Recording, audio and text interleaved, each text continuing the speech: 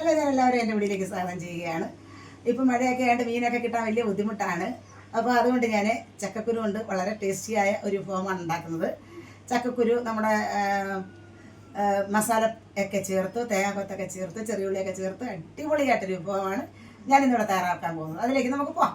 അതിനായിട്ട് നമ്മൾ ചക്കക്കുരു ഉപ്പ്, മഞ്ഞൾപ്പൊടി, കുരുമുളക് പൊടി ഇട്ട് വെന്തവിയാത്ത രീതിയിൽ വേവിച്ച് വെച്ചിട്ടുണ്ട്. ഇനി നമുക്ക് ഉള്ളിയൊക്കെ വഴറ്റാം. വെളിച്ചെണ്ണ ചൂടായിട്ടുണ്ട്. അതിലേക്ക് ചുമന്നുള്ളി, വെളുത്തുള്ളി, ഇഞ്ചി നന്നായിട്ട് വഴറ്റിയെടുക്കാം. ലേശം മഞ്ഞൾപ്പൊടി നമ്മൾ ചക്കക്കുരുലിട്ട് വേവിച്ച് വെച്ചിട്ടുണ്ട്, എങ്കിലും കുറച്ചുകൂടെ ചേർക്കണം. ഈ പരുവം മതി. അതിലേക്ക് നമുക്ക് ആവശ്യത്തിന്, നിങ്ങൾക്ക് എരിവിന് തക്കവണ്ണം, ഞാൻ കാശ്മീരിയാണ് ഉപയോഗിക്കുന്നത്, എരിവിന് തക്കവണ്ണം നമ്മൾ മുളക് പൊടി ഇട്ട് കൊടുക്കുക.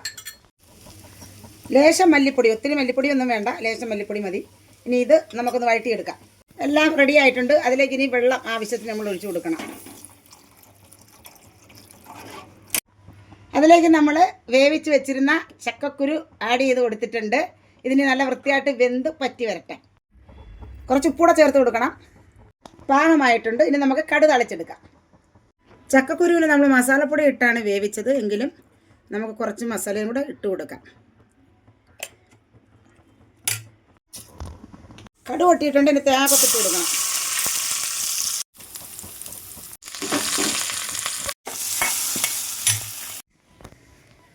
നമ്മുടെ ചക്കക്കുരു മസാല മുളക് കറി റെഡി ആയിട്ടുണ്ട്.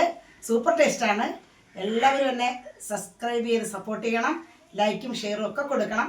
ഇനി കാണും വരെയും ബായ്.